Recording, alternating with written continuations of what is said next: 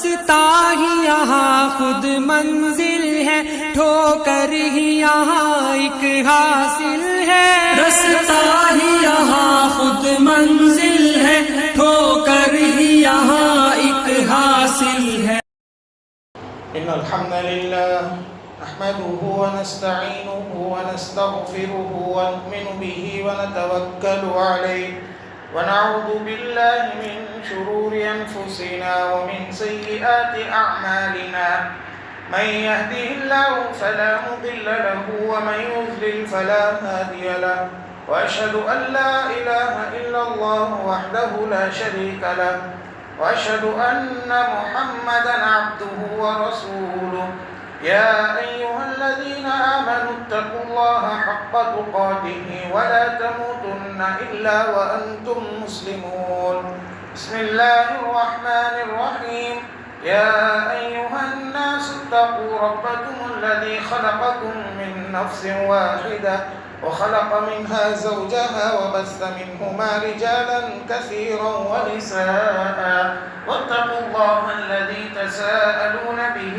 والأرحام إن الله كان عليكم رقيبا، يا أيها الذين آمنوا اتقوا الله وقولوا قولا سديدا يصلح لكم أعمالكم ويغفر لكم ذنوبكم، ومن يطع الله ورسوله فقد فاز فوزا عظيما، أما بعد فإن خير الحديث كتاب الله، وخير الهدي هدي محمد صلى الله عليه وسلم، وشر الأمور محدثاتها وكل محدثة بدعة وكل بدعة ضلالة وكل ضلالة في النار، أعوذ بالله السميع العليم من الشيطان الرجيم من همزه ونفخه ونفثه، والسابقون الأولون من المهاجرين والأنصار والذين اتبعوهم بإحسان رضي الله عنهم ورضوا عنه، وقال تعالى فمن حاجك فيه من بعد ما جاءك من العلم فقل تعالوا ندع أبناءنا وأبناءكم ونساءنا ونساءكم وأنفسنا وأنفسكم ثم نبتهل فنجعل لعنة الله على الكاذبين۔ محترم اسلامی بھائیوں، اسلامی ماں اور بہنوں، ہم سب سے پہلے اللہ رب العزت کی بڑائی و بزرگی بیان کرتے ہیں جس نے ہم تمام لوگوں کو انسان بنا کر اس دنیا میں پیدا کیا۔ وہی اللہ ہے جو ہم کو کھلاتا ہے، پلاتا ہے، پہناتا ہے، غرض ہے کہ ہماری مصیبتوں کو، پریشانیوں کو، بیماریوں کو دور کرنے والا صرف اور صرف وہی ایک اللہ کی ذات ہے۔ وہی اللہ ہے جو عبادتوں کے لائق ہے، ساری عبادتیں اسی کے لیے ہونی چاہیے، ساری نمازیں، سارے روزے، سارے قربانیاں، سارے نذر و نیاز صرف اور صرف اللہ کے واسطے ہونی چاہیے۔ لاکھوں درود و سلام نازل ہو تمام انبیاء علیہ السلام پر، خصوصاً آخری نبی، پیارے نبی جناب محمد الرسول اللہ صلی اللہ علیہ وسلم پر، جن کی محنتوں سے، جن کی کوششوں سے آج ہم سب لوگ اسلام کے سائے کے نیچے جگہ لے رہے ہیں۔ اللہم صلی علی محمد وعلی آل محمد کما صلیت علی ابراہیم وعلی آل ابراہیم انک حمید مجید، اللہم بارک علی محمد وعلی آل محمد کما بارکت علی ابراہیم وعلی آل ابراہیم انک حمید مجید۔ محترم سامعین، ہمارا سلسلہ جیسا کہ آپ کے سامنے شروع ہوا تھا خلفائے راشدین کی سیرت کا۔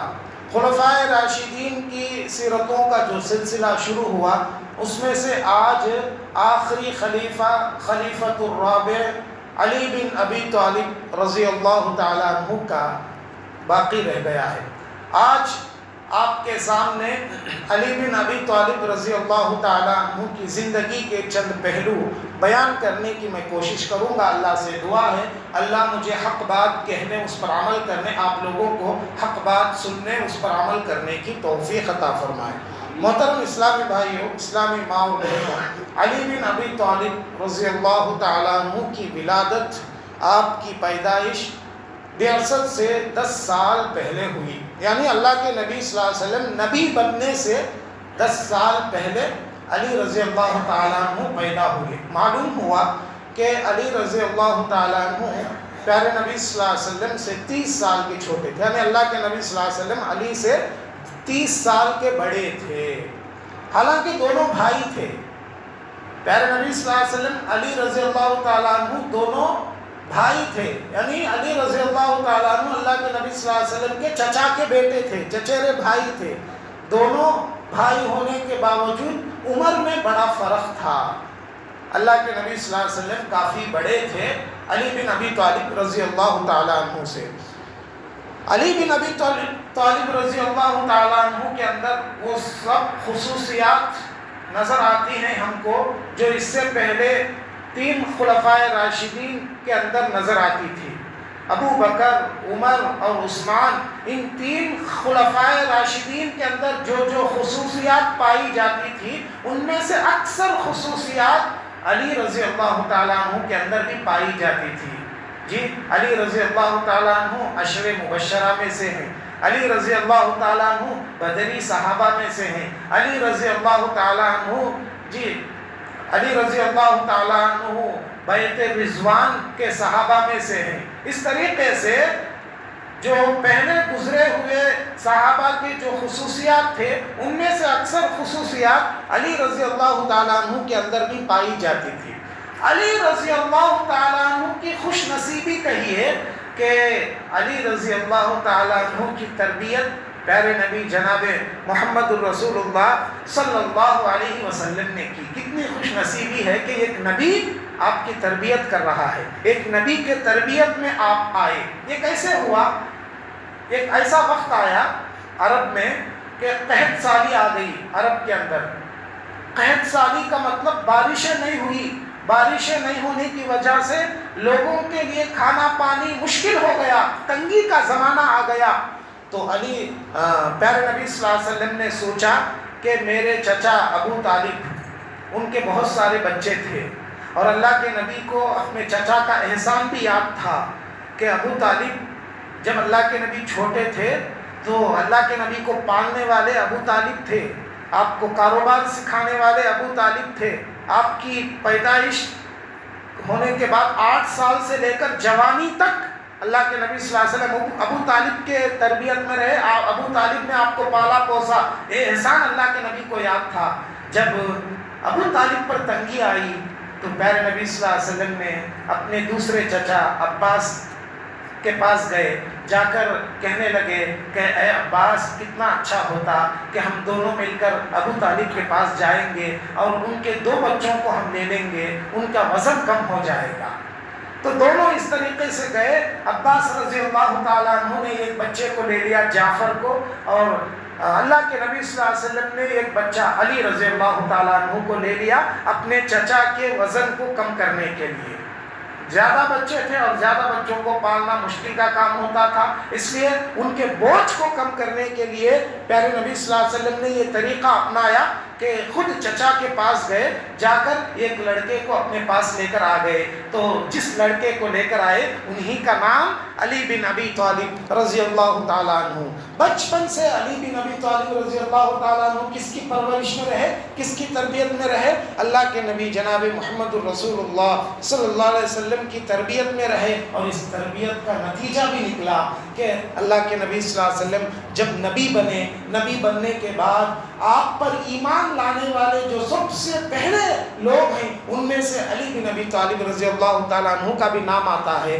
جب تاریخ نگار سب سے پہلے ایمان لانے والوں کے نام ذکر کرتے ہیں تو اس طرح کہتے ہیں بڑی عمر والوں میں ایمان لانے والے پہلے آدمی ابو بکر تھے، جی، اور بچوں میں سب سے پہلے ایمان لانے والے علی بن ابی طالب رضی اللہ تعالیٰ عنہ، اور عورتوں میں سب سے پہلے ایمان لانے والی خدیجہ الکبریٰ رضی اللہ تعالیٰ عنہ تھی، اور غلاموں میں سب سے پہلے ایمان لانے والے صحابی کو زید رضی اللہ تعالیٰ عنہ۔ اس طریقے سے محترم بھائیوں، علی بن ابی طالب رضی اللہ تعالیٰ عنہ کی فضیلت یہ ہے کہ آپ رضی اللہ تعالیٰ عنہ سب سے پہلے ایمان لانے والوں میں سے ہے، اور اسی طریقے سے علی بن ابی طالب رضی اللہ تعالیٰ عنہ بڑے بہادر آدمی تھے، بڑے شجاع تھے۔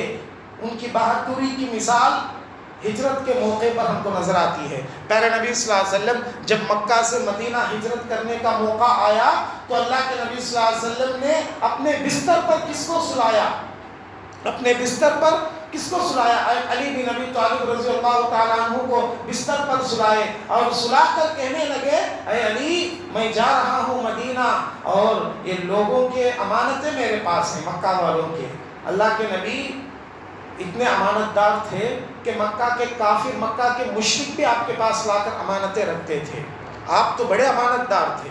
تو اللہ کے نبی صلی اللہ علیہ وسلم جب مدینہ جانے کا ارادہ کیے تو علی بن ابی طالب رضی اللہ تعالیٰ عنہ کو اپنے بستر پر سلایا، اور یہ بستر پر سونا یہ معمولی بات نہیں تھی، یہ بستر پر سونا گویا کہ موت کو دعوت دینے کے برابر تھا، اس لیے کہ اللہ کے نبی صلی اللہ علیہ وسلم کے گھر کے اطراف کافر مشرک گھیرے ہوئے تھے، کب نبی نکلیں گے ان کو مار دیں گے بول کر۔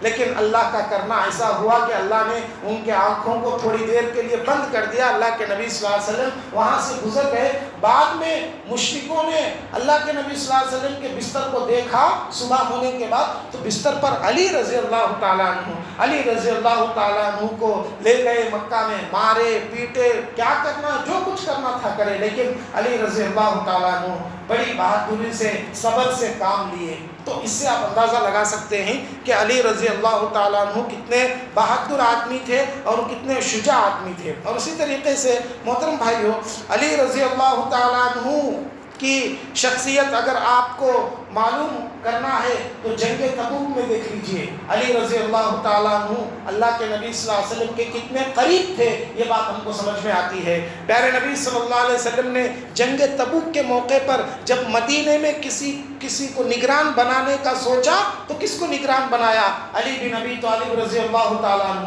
حالانکہ علی بن ابی طالب رضی اللہ تعالیٰ عنہ کی خواہش تھی کہ وہ بھی جنگ میں جائے، جنگ میں جا کر لڑے، اسی لیے علی نے اللہ کے نبی صلی اللہ علیہ وسلم سے پوچھا اے اللہ کے نبی آپ مجھے عورتوں میں اور بچوں میں چھوڑ کر جا رہے ہیں، میں بھی آپ کے ساتھ آؤں گا۔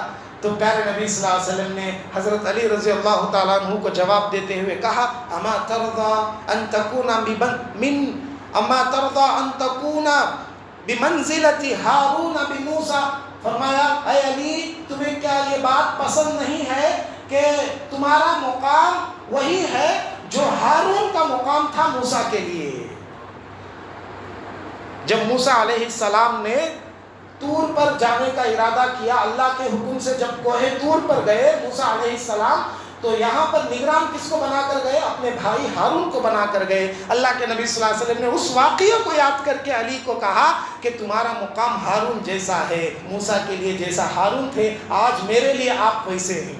تو کتنی بڑی بات تھی آپ اندازہ لگا سکتے ہیں۔ اور علی رضی اللہ تعالیٰ عنہ کی سب سے بڑی فضیلت یہ ہے محترم بھائیوں، آپ داماد رسول تھے۔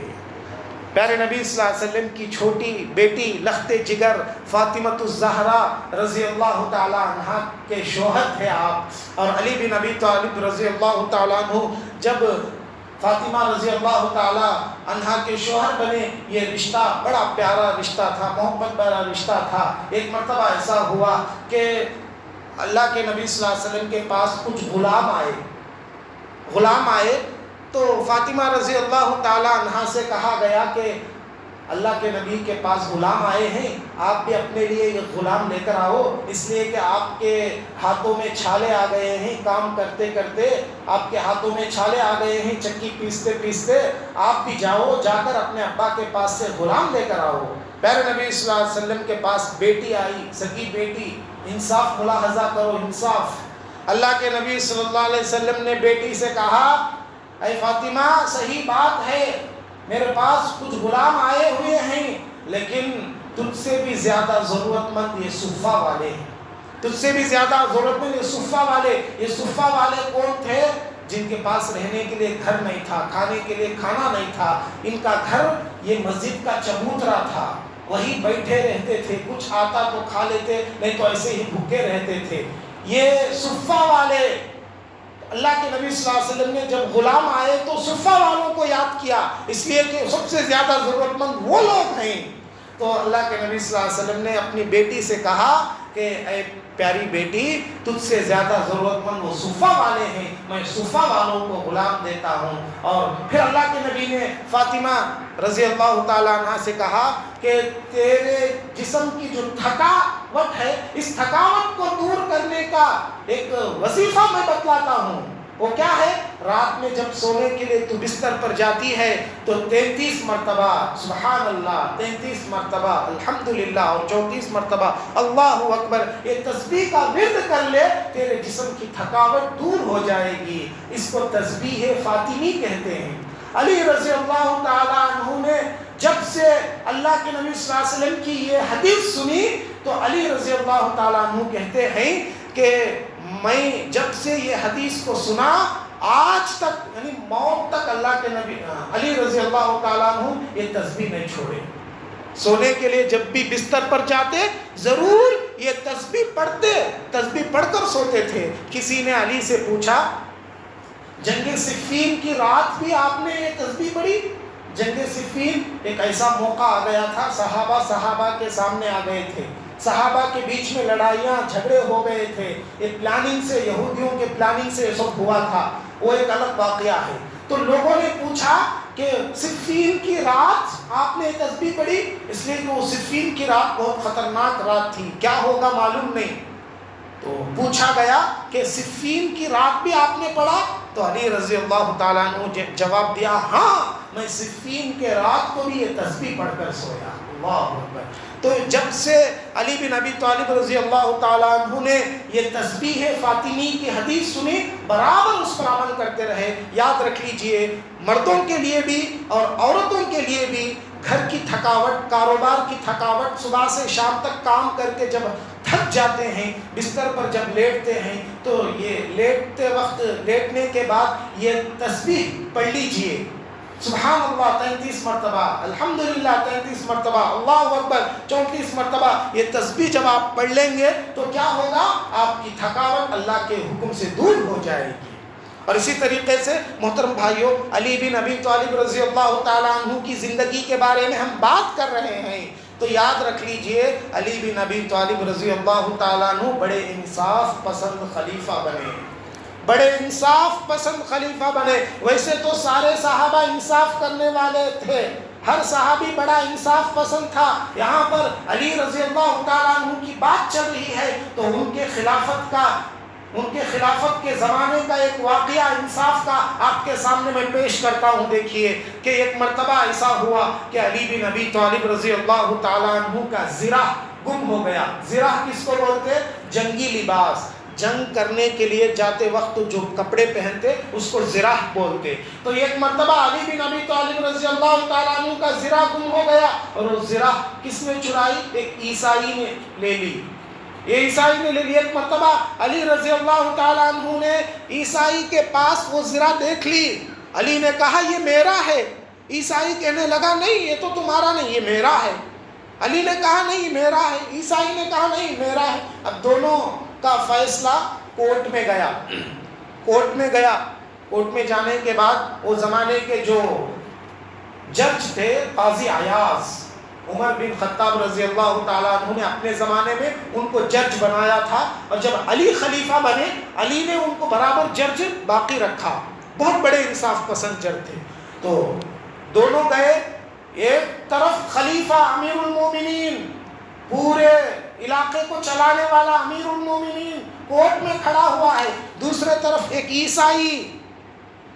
قاضی عیاض نے خلیفہ سے کہا کہ تم کہتے ہو کہ وہ زرہ تمہارا ہے، جو مدعی ہوتا ہے، جو دعویٰ کرنے والا ہوتا ہے اس کو دلیل بھی پیش کرنا ہوتا،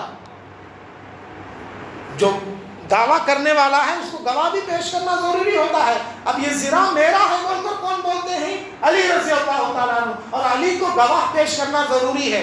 تو قاضی عیاض نے علی رضی اللہ تعالیٰ عنہ سے پوچھا تمہارے پاس کیا گواہ ہے؟ تم کہتے ہو کہ زرہ تمہارا ہے۔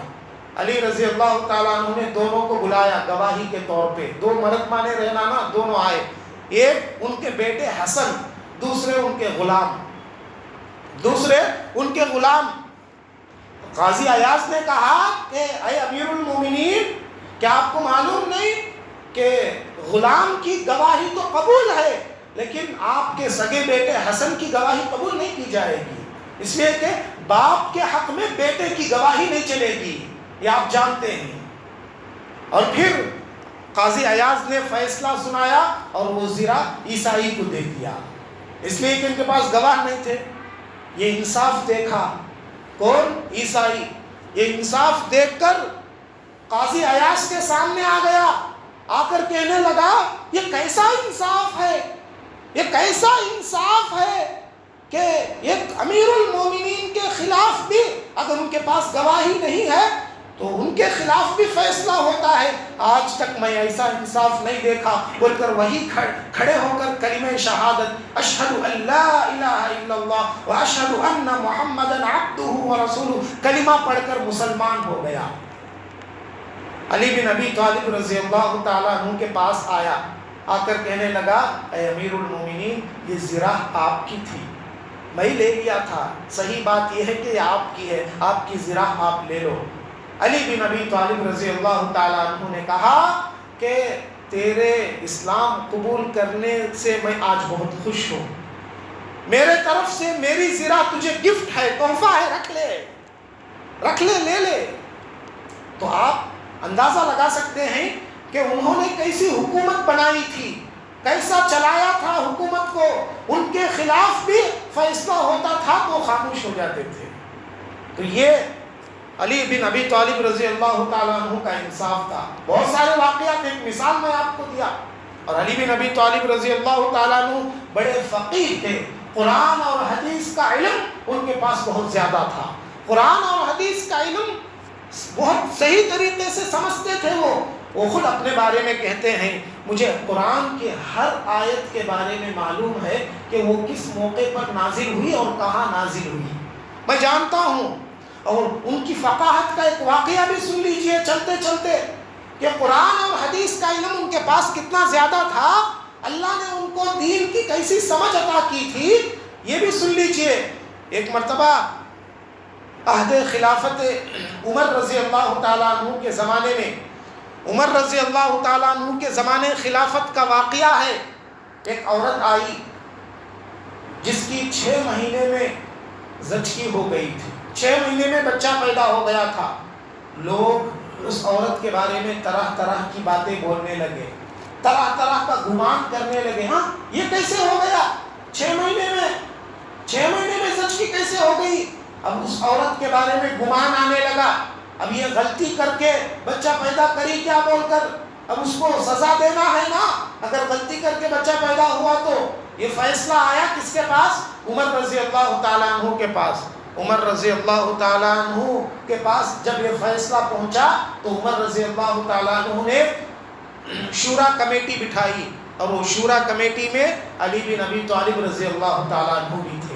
اور شورا کمیٹی کے سامنے جب یہ فیصلہ رکھا گیا، علی بن ابی طالب رضی اللہ تعالیٰ عنہ نے کہا میں قرآن سے ثابت کروں گا کہ 6 مہینے میں بھی زچگی ہو سکتی ہے، میں قرآن سے ثابت کروں گا۔ پھر علی رضی اللہ تعالیٰ عنہ نے قرآن مجید کی آیتیں پڑھ کر سمجھانا شروع کیا۔ سب سے پہلے آیت کریمہ پڑھی، فرمایا والوالدات یرضعن اولادہن حولین کاملین۔ اللہ قرآن مجید میں فرماتے ہیں کہ ایک ماں جب اپنے بچے کو دودھ پلانا چاہتی ہے تو سب سے زیادہ کتنا پلا سکتی ہے؟ 2 سال۔ دودھ پلانے کی مدت کیا ہے؟ 2 سال۔ اور ایک جگہ اللہ قرآن میں فرماتے ہیں وَحَمْلُهُ وَفِصَالُهُ 30 شَهْرًا، کہ اللہ فرماتے ہیں عورت کے حمل کی مدت اور دودھ پلانے کی مدت یہ پورے کتنے مہینے کی ہے؟ 30 مہینے کی ہے۔ اللہ خود قرآن میں کہتے ہیں کہ عورت کے حمل کی مدت اور دودھ پلانے کی مدت یہ کتنے مہینوں کی ہے؟ یہ 30 مہینوں کی ہے۔ تو جب 30 مہینوں میں سے 2 سال نکال دے، یعنی اس پر 4 مہینے نکال دے تو کتنے مہینے بچے؟ 6 مہینے بچے۔ تو قرآن سے انہوں نے ثابت کیا کہ 6 مہینے میں بھی اگر کسی کی زچگی ہوتی ہے اس کے اوپر ہم گمان نہیں کر سکتے۔ قرآن سے ثابت کر کے وہ عورت کو انہوں نے بچا لیا۔ یہ علم اللہ نے ان کو خاص طور پہ دیا تھا۔ اور ان کی فقاہت کی ایک اور مثال آپ کے سامنے میں پیش کرتا ہوں۔ دیکھیے کہ پیارے نبی صلی اللہ علیہ وسلم نے علی بن ابی طالب رضی اللہ تعالیٰ عنہ کو یمن کا گورنر بنایا تھا۔ یمن کے گورنر تھے آپ۔ جب یمن میں گئے تو یمن میں ایک عجیب و غریب واقعہ پیش آیا. کیا واقعہ پیش آیا کہ کچھ لوگ شیر کو پکڑنے کے واسطے گڑھا کھودے, شیر کو پکڑنے کے واسطے گڑھا کھودے تو شیر آ کر اس میں گر گیا. اب بستی والوں کو پتا چلا کہ شیر گڑھے میں گر گیا ہے. اب بستی والے دیکھنے کے لیے آئے, امنڈ کر آئے. اب جب بستی والے اس گڑھے کو دیکھ رہے تھے, دیکھنے والوں میں سے یہ ایک آدمی اس میں گر گیا. اب گرا تو اکیلا گرا کیا, گرتے گرتے دوسرے کو پکڑا, دوسرا تیسرے کو پکڑا, تیسرا چوتھے کو پکڑا. 4 آدمی اس گڑھے میں گر گئے اور اس کے اندر کون تھا؟ شیر تھا. اور شیر نے چاروں کو زخمی کیا, چاروں کی موت ہو گئی. اب یہ فیصلہ گورنر علی بن ابی طالب رضی اللہ تعالیٰ عنہ کے سامنے پیش کیا گیا. 4 آدمیوں کا قتل ہوا ہے, ابھی اس کا حساب دینا ہے. اس کا حساب کون دیں گے؟ اسلام میں کیا ہے, اگر کسی کا ناحق مرڈر ہوتا ہے, کسی کا ناحق قتل ہوتا ہے, جس نے قتل کیا, قتل کے بدلے قتل, یعنی جو مرڈر کیا, جس کو مرڈر کیا اس کے رشتہ دار کیا کریں گے؟ اس کی جان لیں گے.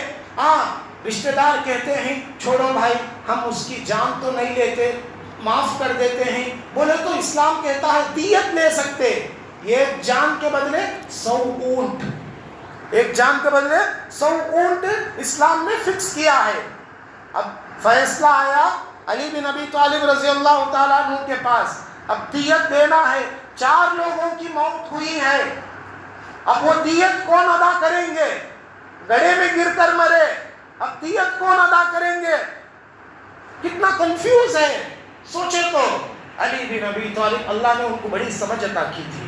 علی بن ابی طالب رضی اللہ تعالیٰ عنہ نے اس کا فیصلہ کیا کہ یہ جو گڑھا کھودنے والے لوگ ہیں, یہ پبلک پلیس میں گڑھا کھودے, ان کی غلطی ہے, ان کی غلطی ہے. یہ جو گڑھا کھودنے والے جتنے لوگ ہیں ان کے طرف سے دیت ادا کی جائے گی, وہ چاروں کو, وہ چاروں کے رشتہ داروں کو. اچھا, وہ دیت ادا کرنا ہے, اس کا بھی حساب لگایا. سب سے پہلے بتلایا کہ جو گڑھا کھودنے والے جتنے لوگ ہیں ان کے طرف سے 4 دیت لے کر آئے. 4 دیت, ایک ربع دیہ یعنی 100 اونٹ میں سے 25 اونٹ ایک حصہ لے کر آئے, اور دوسرا ثلث الدیہ یعنی 25 اونٹ کا ایک حصہ, دوسرا ثلث الدیہ 3 اونٹ کا ایک حصہ, چوتھا تیسرا نصف الدیہ 50 اونٹ کی ایک حصہ لے کر آئے, چوتھا کامل الدیہ پوری دیت لے کر آئے. یہ 4 دیت لے کر آئے. کون لوگ لانا دیت؟ یہ گڑھا کھودنے والے. جاؤ بھائی, آپ بات کو سمجھے, فیصلہ کتنا انصاف کے ساتھ انہوں نے کیا. ربع الدیہ 25 اونٹ, ثلث الدیہ 3 اونٹ, نصف الدیہ 50 اونٹ, اور پھر کامل الدیہ 100 اونٹ. یہ دیت منگائے, پہلے منگا کر کہنے لگے جو سب سے پہلے نیچے گرا اسے اس کے رشتہ داروں کو 25 اونٹ دے دو. کیوں 25 اونٹ اسے کیوں ملے؟ وہ دوسرے کے گرنے کا سبب بنا, اس لیے اسے 75 کم ہو گئے. دوسرے کا سبب بنا, ان اکیلا گر کر مر جاتا تو پورے کے پورے 100 اونٹ اسے مل جاتے تھے, یعنی اس کے رشتہ داروں کو ملتے تھے. ان دوسرے کا سبب بنا, اس لیے اس کو 25 اونٹ دیں گے. اور ثلث الدیہ 3 اونٹ, اس کے پیچھے جو گرا اسے دیں گے, اس لیے کہ تیسرے کا سبب بنا ان. اور نصف الدیہ 50 اونٹ کس کو دیں گے؟ جو تیسرا ہے, وہ چوتھے کا سبب بنا, اس لیے اس کو 50 اونٹ دیں گے. اور چوتھا اس کو 100 اونٹ پورے دیں گے اس کے رشتہ داروں کو, اس لیے کہ وہ کسی کو پکڑا نہیں, اس کی کیا بھی غلطی اس میں نہیں ہے. تو اس طریقے سے پورے علاقے والے کو یہ فیصلہ سنا کر علی بن ابی طالب رضی اللہ تعالیٰ عنہ نے ایک بہترین انصاف کا نمونہ پیش کیا. یہ پیارے نبی صلی اللہ علیہ وسلم کی تربیت میں رہنے کا اثر تھا. اللہ کے نبی صلی اللہ علیہ وسلم نے خاص دعائیں ان کے بارے میں کی تھی, اور اسی طریقے سے محترم بھائیو اللہ نے بھی خاص علم سے ان کو نوازا تھا. اور علی بن ابی طالب رضی اللہ تعالیٰ عنہ کے بارے میں جب ہم بات کر رہے ہیں تو یاد رکھ لے علی بن ابی طالب رضی اللہ تعالیٰ عنہ کو اللہ کے نبی صلی اللہ علیہ وسلم نے ایک ذمہ داری سونپی تھی. کب؟ جب مکہ پورے طریقے سے اپنے کنٹرول میں ہو گیا تھا تو پیارے نبی صلی اللہ علیہ وسلم نے علی بن ابی طالب رضی اللہ تعالیٰ عنہ کو ایک ذمہ داری دی. کہا کہ لا تدع تمثالا الا طمسته ولا قبرا مشرقا الا سويته مشرفا الا سويته. فرمایا اے علی جاؤ پورے مکے میں دیکھو، جہاں بھی تمہیں کوئی بت نظر آتا ہے اس بت کو گرا دو، اور جہاں بھی اونچی قبر نظر آتی ہے اس اونچی قبر کو زمین کے برابر کر دو. یہ اللہ کے نبی صلی اللہ علیہ وسلم نے خاص ذمہ داری علی بن ابی طالب رضی اللہ تعالیٰ عنہ کو دے کر بھیجی کہ تم جاؤ پورے مکے میں جہاں بھی اسٹیچو ہے، جہاں بھی بت ہے اس کو گرا دو، اور جہاں بھی قبر اونچی بنی ہوئی ہے اس قبر کو زمین کے برابر کر دو. آج کہاں گئے وہ لوگ جو مزاروں پر چادریں چڑھاتے ہیں، مزاروں کی پوجا کرتے ہیں، مزاروں کو حاجت روا سمجھتے ہیں، مزاروں کو جا کر مزاروں میں سونے والے کو مشکل کشا سمجھتے ہیں، داتا سمجھتے ہیں. اللہ کے نبی صلی اللہ علیہ وسلم کی خاص تعلیم تھی، اپنے صحابی کو بتا رہے ہیں اللہ کے نبی جہاں بھی اونچی قبر نظر آئے اس کو زمین کے برابر کر دو. یہ اللہ کے نبی صلی اللہ علیہ وسلم کی تعلیم تھی. اور علی رضی اللہ تعالیٰ عنہ جب خلیفہ بنے، بادشاہ بنے، خلیفہ بننے کے بعد علی نے اس تعلیم کو یاد رکھا، خلیفہ بننے کے بعد بھی اس تعلیم کو یاد رکھا، اور اپنے ایک ساتھی کو یہ حکم دیتے ہوئے ابو الحیاج کو یہ حکم دیتے ہوئے کہا کہ میں تمہیں وہ ذمہ داری دیتا ہوں جو ذمہ داری اللہ کے نبی نے مجھے دی تھی. تم جاؤ، جا کر جہاں بھی بت نظر آتا ہے اس کو گرا دو، اور جہاں بھی قبر اونچی نظر آتی ہے اس اونچی قبر کو زمین کے برابر کر دو. یہ پیارے نبی صلی اللہ علیہ وسلم کی خاص تعلیم تھی کہ قبر کو اونچی بنانے سے اللہ کے نبی صلی اللہ علیہ وسلم منع کیے تھے، اور جہاں بھی قبر اونچی نظر آئے اس کو زمین کے برابر کرنے کی تعلیم اللہ کے نبی صلی اللہ علیہ وسلم نے علی بن ابی طالب رضی اللہ تعالیٰ عنہ کو ذمہ داری سونپی تھی. اور علی بن ابی طالب رضی اللہ تعالیٰ عنہ کے بارے میں ہم باتیں کر رہے ہیں تو یہ بات بھی سن لیجئے، علی بن ابی طالب رضی اللہ تعالیٰ عنہ سنتوں پر بڑا اہتمام کرتے تھے، سنتوں کا بڑا اہتمام کرتے تھے. یعنی سنتوں کا بولے تو پیارے نبی صلی اللہ علیہ وسلم کے طریقے کو فالو ہونے میں آگے رہتے تھے. ایک مرتبہ سواری پر بیٹھے، وہ زمانے کی سواری اونٹ، گھوڑا، گدھا جو بھی ہے، سواری پر بیٹھ کر یہ دعا پڑھنے لگے، بسم اللہ الحمدللہ سبحان الذی سخر لنا ھذا وما كنا له مقرنین وإنا إلی ربنا لمنقلبون. یہ دعا مکمل پڑھا، پھر الحمدللہ 3 مرتبہ پڑھا، اللہ اکبر 3 دفعہ پڑھا، پھر اللہم لا الہ الا انت ظلمت نفسی فاغفر لی فإنہ لا یغفر الذنوب الا انت. یہ دعا پڑھ کر مسکرانے لگے. پوچھا گیا کہ آپ یہ دعا پڑھ کر کیوں مسکرا رہے ہیں؟ تو علی بن ابی طالب رضی اللہ تعالیٰ عنہ نے جواب دیا کہ جیسے تم نے مجھے سوال کیا ہے کہ دعا پڑھ کر کیوں مسکرا رہے ہیں، میں نے اللہ کے نبی صلی اللہ علیہ وسلم کو ایسے ہی سوال کیا تھا. ایک مرتبہ اللہ کے نبی صلی اللہ علیہ وسلم سواری پر بیٹھ کر یہ دعا پڑھ کر مسکرائے، جیسا میں مسکرائے تو میں سوال کیا کہ اے اللہ کے نبی آپ کیوں مسکرا رہے ہیں؟ تو پیارے نبی صلی اللہ علیہ وسلم نے مجھے جواب دیا کہ جب بندہ سواری پر بیٹھ کر یہ دعا پڑھتا ہے، اللہ سے کہتا ہے اے اللہ میں گنہگار ہوں، خطا کار ہوں، سیاہ ہوں، اللہ تو نہیں معاف کرے گا تو کون معاف کرے گا، بول کر جب بندہ اللہ سے دعا کرتا ہے اللہ خوش ہو جاتا ہے بندے کی یہ دعا سن کر، اور اللہ کہتا ہے جا میں تجھے معاف کر دیا. اللہ یہ دعا پڑھ کر اللہ کے نبی صلی اللہ علیہ وسلم مسکرائے تو علی رضی اللہ تعالیٰ عنہ بھی جیسا اللہ کے نبی صلی اللہ علیہ وسلم کیے ویسے ہی آپ بھی کیے. تو یہ اللہ کے نبی صلی اللہ علیہ وسلم کی سنتوں سے آپ کی کتنی محبت تھی آپ اندازہ لگا سکتے ہیں. اور علی بن ابی طالب رضی اللہ تعالیٰ عنہ کی زندگی، علی بن ابی طالب رضی اللہ تعالیٰ عنہ کی لائف ہسٹری کے بارے میں ہم آپ کے سامنے باتیں بتا رہے ہیں. یہ بات بتانا ضروری ہے کہ علی بن ابی طالب رضی اللہ تعالیٰ عنہ کا کارنامہ، ان کے زمانے خلافت کا بہت بڑا کارنامہ کیا تھا معلوم؟ علی بن ابی طالب رضی اللہ تعالیٰ عنہ نے خوارج کے فتنے کو ختم کیا. یہ خوارج کون تھے؟ پیارے نبی صلی اللہ علیہ وسلم نے اپنے زمانے میں پیشن گوئی کی تھی کہ میرے بعد ایک ایسا فرقہ آئے گا خوارج نام کا، اور فرمایا یمرق الدین کما یمرق السهم من الرمیہ، فرمایا ان کے اندر سے دین ایسے نکل جائے گا جیسے کمان سے تیر نکل جاتا ہے، دین ان کے اندر کچھ بھی نہیں رہے گا۔ پھر اللہ کے نبی صلی اللہ علیہ وسلم نے ان کی صفات کو بیان کیا، یہ خوارج کیسے لوگ ہیں، ان کے اندر کیا صفات ہوں گی۔ پیارے نبی صلی اللہ علیہ وسلم نے کہا یہ بڑے عبادت گزار دکھیں گے، بہت عبادت کریں گے۔ ارے عبادت اتنا کریں گے، اللہ کے نبی صلی اللہ علیہ وسلم نے صحابہ سے کہا تمہاری عبادتیں ان کے سامنے بہت معمولی معلوم ہوں گی، اور عبادت کرتے کرتے ان کا جسم، ان کا چہرہ پیلا پڑ جائے گا، اتنی عبادت کرنے والے ہوں گے۔ اور قرآن مجید کی تلاوت، اتنا زیادہ قرآن کی تلاوت کریں گے لیکن ان کی تلاوت ان کے سر کے اوپر نہیں جائے گی، یعنی اتنی عبادت کرنے کے باوجود بھی انہیں کچھ بھی فائدہ ہونے والا نہیں ہے، اس لیے کہ وہ فتنہ پرور لوگ ہیں۔ جی یہی خوارج تھے جنہوں نے عثمان بن عفان رضی اللہ تعالیٰ عنہ کو شہید کیا تھا۔ یہ خوارج کے بغاوت کی وجہ سے کیا ہوا، عثمان بن عفان رضی اللہ تعالیٰ عنہ شہید ہوئے، اور علی بن ابی طالب رضی اللہ تعالیٰ عنہ کے زمانے میں بھی یہ خوارج ایک جماعت کی شکل میں تیار ہو گئے تھے، اور علی بن ابی طالب رضی اللہ تعالیٰ عنہ کو کافر کہتے تھے، معاویہ رضی اللہ تعالیٰ عنہ کو کافر کہتے تھے۔ ان کا اتنا زیادہ یہ ہو گیا تھا، تو سب سے پہلے علی بن ابی طالب نے کیا کیا، ابن عباس کو بھیجا سمجھانے کے لیے، جاؤ ان کو سمجھا کر آؤ۔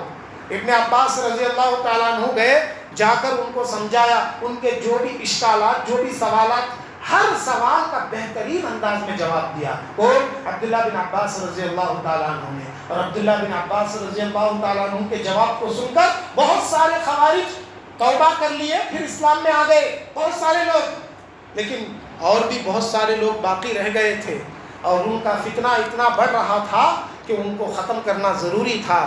تو علی بن ابی طالب رضی اللہ تعالیٰ عنہ نے فوج کو تیار کیا خوارج کے فتنے کو ختم کرنے کے لیے۔ جب فوج کو تیار کیا، فوج کو تیار کرنے کے بعد ایک حدیث سنائی، غور سے سنیں آپ لوگ، ایک حدیث سنائی۔ کیا حدیث؟ فرمایا میں اللہ کے نبی صلی اللہ علیہ وسلم کو یہ فرماتے ہوئے سنا کہ آگے خوارج پیدا ہوں گے، اور ان کا لیڈر ناقص الخلقہ ہوگا۔ ناقص الخلقہ، ایک ہاتھ اس کا نہیں رہے گا، ایک ہاتھ رہے گا، اور جو ہاتھ کٹا رہے گا، اس کٹے ہوئے ہاتھ پر گوشت کا تھوڑا ٹکڑا ابھرا ہوا نظر آئے گا، اور اس گوشت کے ٹکڑے پر سفید سفید بال ہوں گے۔ اور پھر علی بن ابی طالب رضی اللہ تعالیٰ عنہ نے یہ فضیلت بیان کی کہ اے لوگوں، میں اللہ کے نبی صلی اللہ علیہ وسلم کو فرماتے ہوئے سنا، جو لوگ ان سے لڑیں گے، ان کو ختم کریں گے، ان کو اتنا اجر ملے گا، اتنا ثواب ملے گا، اگر اس کا ثواب معلوم ہو جائے، اس کا اجر معلوم ہو جائے، باقی زندگی یہ عمل کرنا چھوڑ دیں گے، اتنا اجر ملے گا۔ اور کس کو؟ جو ان سے لڑ کر ختم کریں گے۔ یہ حدیث سنائی، اور پھر علی بن ابی طالب نے کہا کہ مجھے یقین ہے یہ وہی لوگ ہیں جن سے ہم لڑنے جا رہے ہیں، مجھے یقین ہے کہ یہ وہی لوگ ہیں جن سے ہم لڑنے جا رہے ہیں۔ پھر کیا ہوا؟ لڑائی ہوئی، لڑائی ہونے کے بعد خوارج کے اینٹ سے اینٹ بجا دی علی بن ابی طالب رضی اللہ تعالیٰ عنہ نے، اور ان کی فوج نے، صحابہ نے، تابعین نے خوارج کو ایک دم ہرا دیا۔ بعد میں علی بن ابی طالب اور دوسرے لوگ اس لیڈر کو ڈھونڈنے کے لیے نکلے۔ لیڈر جو حدیث اللہ کے نبی نے بتلائی، وہ حدیث کے مطابق ہم لڑے کیا؟ ان کا لیڈر اس میں موجود ہے کیا؟ دیکھیں گے بول کر ادھر دیکھے ادھر دیکھے، بہت سارے موتوں کے اموات پڑے ہوئے ہیں، جی کہیں بھی نظر نہیں آیا، کہیں بھی نظر نہیں آیا۔ علی بن ابی طالب نے کہا نہیں، ضرور تلاش کرو، مجھے یقین ہے یہ انہی میں سے، یہ وہی فوج ہے جس کے بارے میں اللہ کے نبی صلی اللہ علیہ وسلم نے پیشن گوئی کی تھی۔ پھر کیا ہوا؟ ڈھونڈتے ڈھونڈتے دیکھا کہ ایک موت کے اوپر، ایک موتے کے اوپر، ایک میت کے اوپر کئی موتیں پڑے ہوئے ہیں، کئی میتیں پڑے ہوئے ہیں۔ ہٹا کر دیکھے، نیچے دیکھا گیا تو وہی آدمی جس کی پیشن گوئی پیارے نبی صلی اللہ علیہ وسلم نے کی تھی کہ جن کا لیڈر ایک ہاتھ والا ہوگا اور اس کے ہاتھ پر گوشت کا ٹکڑا ابھرا ہوگا اور اس پر سفید بال نکلے ہوں گے، برابر وہی آدمی وہ مر کر پڑا ہوا تھا۔ صحابہ نے دیکھا، علی بن ابی طالب رضی اللہ تعالیٰ عنہ نے دیکھا اور اللہ اکبر کے نعرے بلند کیے، اس لیے کہ وہ فضیلت ان کو مل گئی تھی۔ بہت زیادہ فضیلت پانے والے علی بن ابی طالب رضی اللہ تعالیٰ عنہ، عبیدہ سلمانی کہتے ہیں کہ میں علی بن ابی طالب رضی اللہ تعالیٰ عنہ کے پاس آ کر کہنے لگا، اے علی، آپ اللہ کی قسم کھا کر بتلائیے، کیا آپ نے اللہ کے نبی سے یہ حدیث سن رکھی ہے؟ علی بن ابی طالب نے کہا، اللہ کی قسم کھا کر کہتا ہوں میں نے اللہ کے نبی صلی اللہ علیہ وسلم سے حدیث سن رکھی ہے۔ یہ عبیدہ سلمانی کیوں ایسا پوچھے علی بن ابی طالب سے؟ اس لیے کہ ان کو دل کو تسلی کرنا چاہتے تھے، وہ میں یہ ایسے لوگوں سے لڑ کر مجھے وہ ثواب مل گیا بول کر تسلی کرنا چاہتے تھے، اس لیے علی بن ابی طالب کے پاس آ کر کہنے لگے، اللہ کی قسم کھا کر آپ بتائیے کہ جن اللہ کے نبی صلی اللہ علیہ وسلم سے آپ نے وہ حدیث سنی ہے؟ تو علی بن ابی طالب رضی اللہ تعالیٰ عنہ نے کہا، اللہ کی قسم کھا کر کہتا ہوں میں نے پیارے نبی صلی اللہ علیہ وسلم سے وہ حدیث سن رکھی ہے۔ علی بن ابی طالب رضی اللہ تعالیٰ عنہ کے شہادت کا وقت آ گیا۔ علی بن ابی طالب رضی اللہ تعالیٰ عنہ کی شہید، آپ کو شہید کرنے والا بھی ایک خوارجی تھا، عبد الرحمن بن ملجم، جو خارجی باقی رہ گئے تھے کچھ، اس میں سے ایک خارجی عبد الرحمن بن ملجم نام کا آدمی علی بن ابی طالب رضی اللہ تعالیٰ عنہ فجر نماز کے لیے نکل رہے تھے۔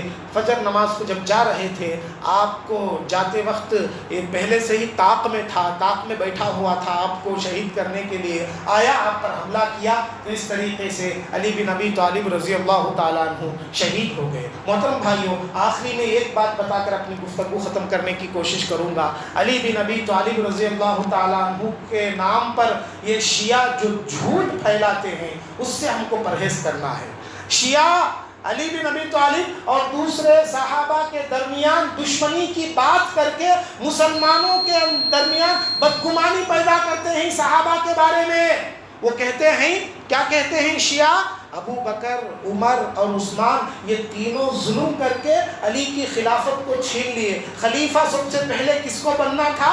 علی کو بننا تھا، لیکن انہوں نے ظلم کیا، ظلم کر کے جو ہے خلافت کو چھین کر انہوں نے پہلے خلیفہ بن گئے۔ یہ سب سے بڑا جھوٹ ہے محترم بھائیوں، اس لیے کہ علی بن ابی طالب رضی اللہ تعالیٰ عنہ اپنے زمانے میں کہتے تھے، یاد رکھ لو، جو مجھے ابو بکر سے فضیلت والا سمجھتا ہے، ابو بکر سے بڑا آدمی جو مجھے سمجھتا ہے، میں اسے کوڑے لگاؤں گا، کوڑے۔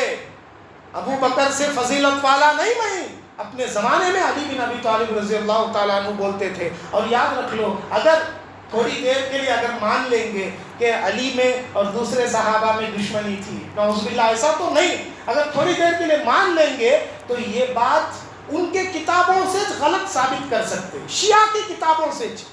شیعہ کے کتابوں میں یہ بات لکھی ہوئی ہے کہ علی رضی اللہ تعالیٰ عنہ جب شادی کی، اور بھی شادیاں انہوں نے کی، تو شادی کرنے کے بعد جب بچے پیدا ہوئے، بچوں کے نام کیا رکھا؟ ایک بیٹے کا نام رکھا ابو بکر، دوسرے کا نام رکھا عمر، تیسرے کا نام رکھا عمر۔ پہلے عمر الاکبر، عمر الاصغر بول کے بلاتے تھے۔ دو بچوں کا نام عمر رکھا فرق کرنے کے لیے، عمر الاکبر بڑا عمر، عمر الاصغر چھوٹا عمر بول کے بلاتے تھے، اور ایک بیٹے کا نام رکھا عثمان۔ اور اسی طریقے سے محترم بھائیو یاد رکھ لو کہ شیعہ کے کتابوں میں یہ چیز بھی لکھی ہوئی ہے، شیعہ کے کتابوں میں سے، یعنی اہل بیت میں سے کاظم رحمہ اللہ بہت بڑے اللہ والے، یہ بھی اہل بیت میں سے، اللہ کے نبی صلی اللہ علیہ وسلم کے خاندان والوں میں سے ہیں۔ انہوں نے اپنے ایک بیٹے کا نام رکھا ابو بکر، اور ایک بیٹے کا نام رکھا عمر، اور ایک بیٹی کا نام رکھا عائشہ۔ اب غور کر کے دیکھو، اگر ان دونوں کے درمیان صحابہ میں دشمنیاں ہوتی، اپنے بچوں کے نام صحابہ کے نام سے کیوں رکھتے تھے؟ کیا معلوم ہوا؟ ان کے درمیان دشمنی نہیں تھی، یہ شیعہ لوگ ہیں جو مسلمانوں کے بیچ میں بدگمانی پیدا کرتے ہیں۔ اور آخری بات یاد رکھ لو، دنیا میں جتنے بھی فرقے پیدا ہوئے ہسٹری میں، سب فرقوں میں سب سے زیادہ جھوٹ بولنے والے لوگ شیعہ ہیں۔ سب سے زیادہ جھوٹ بولنے والا فرقہ اگر کوئی ہے یہ شیعہ والے ہیں، جو صحابہ کے بارے میں جھوٹے باتیں بول بول کر مسلمانوں کا ذہن خراب کرتے ہیں۔ تو کیا معلوم ہوا؟ صحابہ کے بارے میں اگر کوئی ہمارا ذہن خراب کرتا ہے، ایسے لوگوں سے دور رہو۔ یہ خارجی ذہن ہے، یہ خارجی ذہن جو صحابہ کے بارے میں جھوٹ پھیلاتا ہے، صحابہ کے بارے میں اپنے ذہنوں کو خراب کرتا ہے۔ اگر آپ کو کوئی کہتے ہیں معاویہ نے یہ غلطی کی، علی نے یہ غلطی کی، عثمان نے یہ غلطی کی، اگر آپ کے سامنے آ کر کوئی کہتا ہے، سمجھ جاؤ یہ بندہ صحیح بندہ نہیں ہے، اس کا ذہن خراب ہے، اس کی تربیت کی ضرورت ہے، سمجھ جائیے۔ تو بہرحال علی بن ابی طالب رضی اللہ تعالیٰ عنہ کی زندگی سے بہت سارے واقعات، بہت سارے نصیحتیں ہم کو ملتی ہیں۔ تو لہٰذا آپ کے سامنے یہ 4 خلفائے راشدین کی جو زندگیاں بیان کی گئی ہے، اس کا مقصد یہی ہے کہ صحابہ کی زندگیوں کے مطابق ہماری زندگی گزرنا، صحابہ کے اندر جیسا ایمان تھا ویسا ایمان اپنے اندر پیدا کرنا، صحابہ کی زندگیوں میں جو قربانیاں تھیں ویسی قربانیاں اپنے زندگی میں پیدا کرنا، یہی مقصد ہے۔ اللہ سے دعا ہے اللہ مجھ کہنے والے آپ سبھی سننے والوں کو کہیں سنی باتوں پر کہنے سننے سے زیادہ عمل کرنے کی توفیق عطا فرما۔